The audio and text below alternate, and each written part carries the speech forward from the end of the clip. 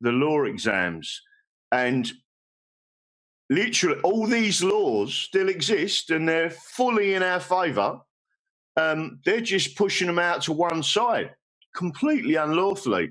So I put in one recently. Well, actually, there was two. One was in the Royal Courts of Justice for the right to keep and bear arms, where I listed what the problems were, the fact that it was still my right to keep and bear arms, that I didn't need a licence because it was in my defence, where I listed been threatened what the problems were. The fact that I had four people my right to keep and bear approach me with machetes whilst I was didn't need a licence because it was in my defence. I had been threatened, which is Sadiq Khan's local area. And the point being, they just come back and more or less, and I can read out the judgment if you want, says, who do you think you are?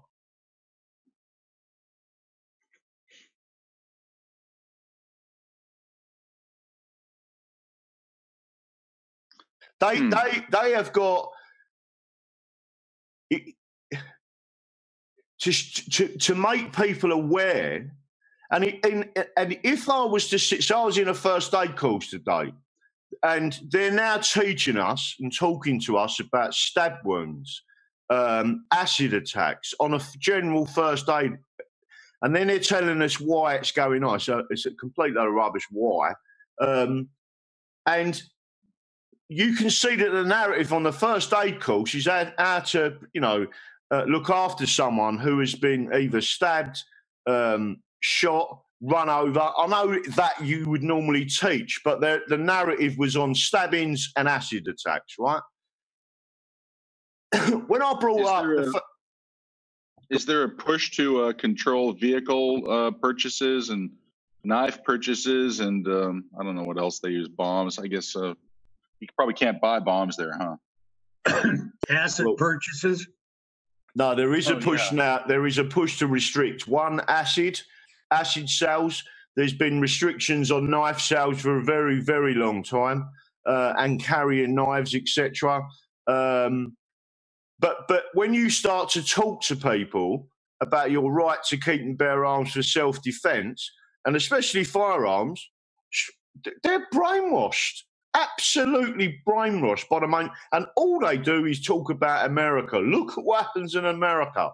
And when you get someone who understands the reality, and you talk to them about, these gun-free zones, or what you want to ever call, what you want to describe them, the only people that are getting shot out of there, the people with guns, are outlaws. If you outlaw guns, the only people with guns are outlaws, and that's the situation. And when you start explaining it all to people and talk to them about, they just are not interested. They're just, I don't know what it is. They're just brainwashed.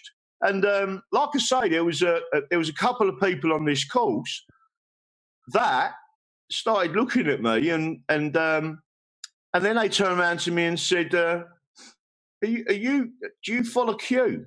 And I said, yeah. Right. So we've come outside. Now, this is a standard place just outside London, normal, everyday, working class people who have been put on these training courses by their employers, right? And then I'm having a conversation with outside discussing Q. Yeah. So what I'm saying at the end of the day, this message is getting out there to people, and they, you may not be able to see it as much as you would like, but let me tell you something, people are definitely waking up to what's going on and saying, hang on a minute, But I just brought a big smile to my face when they were talking about Q. So, it's all good in that respect, and there's people all over the world. But again, what I said this morning, I think it was this morning, and I was talking about the Constitution and where you've got these people, which is the Liberty Alliance, the common law people, where they've put in runaway jury indictments, yeah? Don't forget, that is your right. So it's just as important as the Second Amendment to do that, right? So that's what we've lost over here. It's just like people just look at you, and where I do it and go to the Royal Courts of Justice, I'd just say, well, that's my right to do it. The same as standing outside Buckingham Palace and petitioning the Queen. They had no right to arrest me for that. None whatsoever. They abused my constitutional rights blatantly. So when it got to court, why was it the 30-odd police officers said our cameras are not working?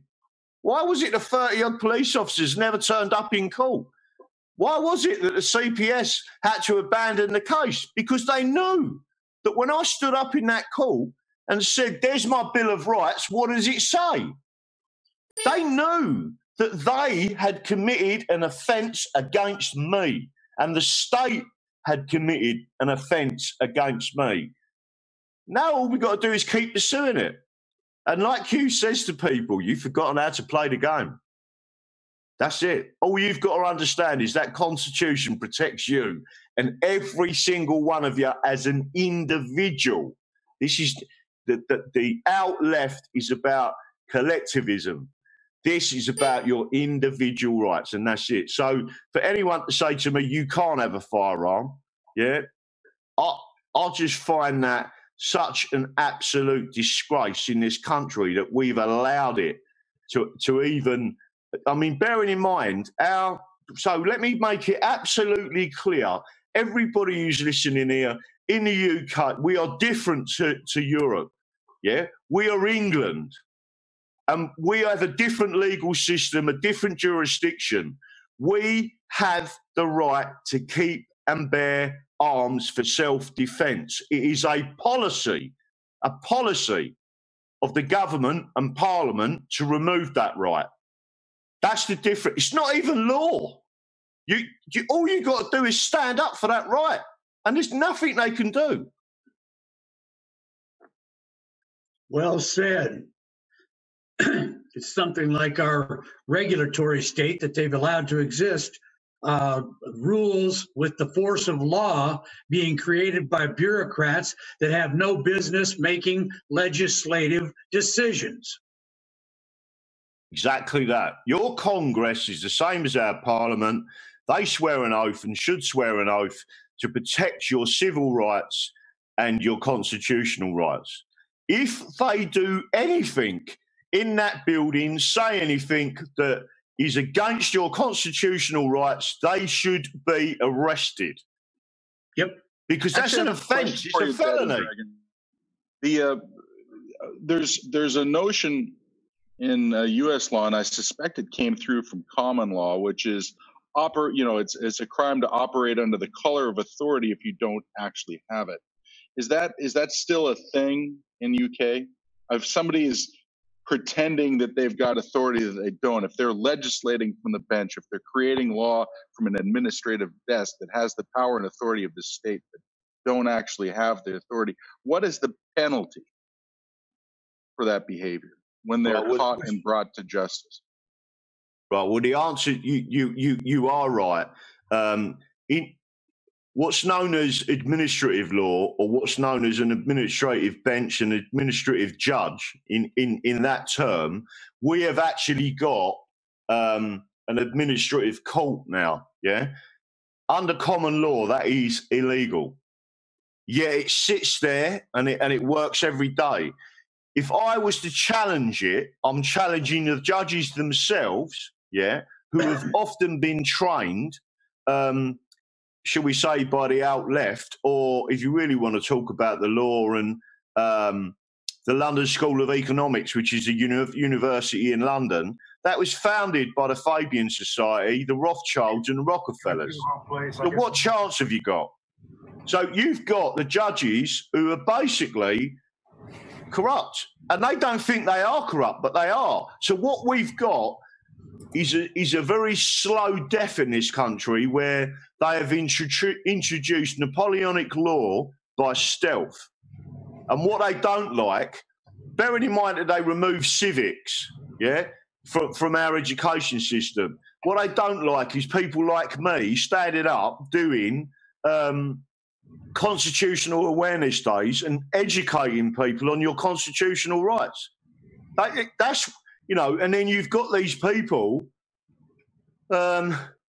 it's funny when you talk to some police officers, they'll listen to you and they understand it. Not more sergeants, to be fair, because they do a higher level of law.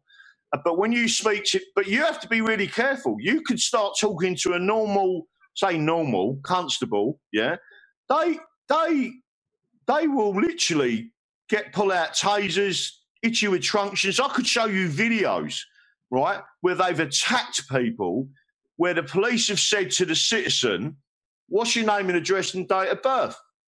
And the citizen has turned around and said, "I don't need to tell you that." And the police officers demanded it. You tell me, literally got their truncheon out. And all the citizen said is, "I don't have to give you any information unless you are investigating a crime. If you're not investigating a crime, you've got no right to stop me. Yeah, you've got no right to ask my name. You've got no right to ask my date of birth. Yeah? I've got freedom. Yeah, you can't do that." Exactly the problem. This is exactly the problem with the arbitrary searches at the airport, where they put you through. They're just training you. They're like you would with a Pavlovian dog. You're gonna hit them up with a behavior that is just gonna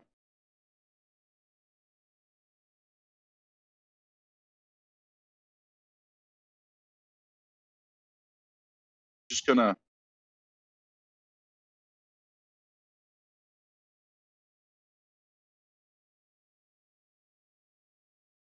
just gonna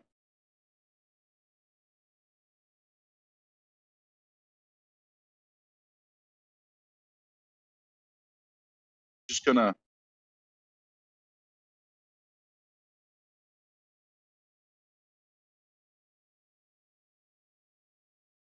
just gonna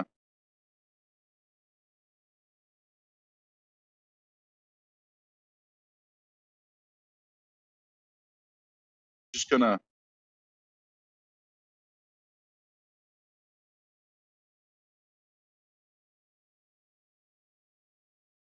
just gonna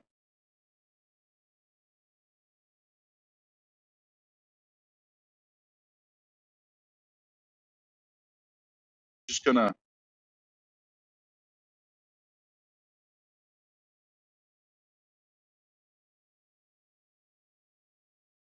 just gonna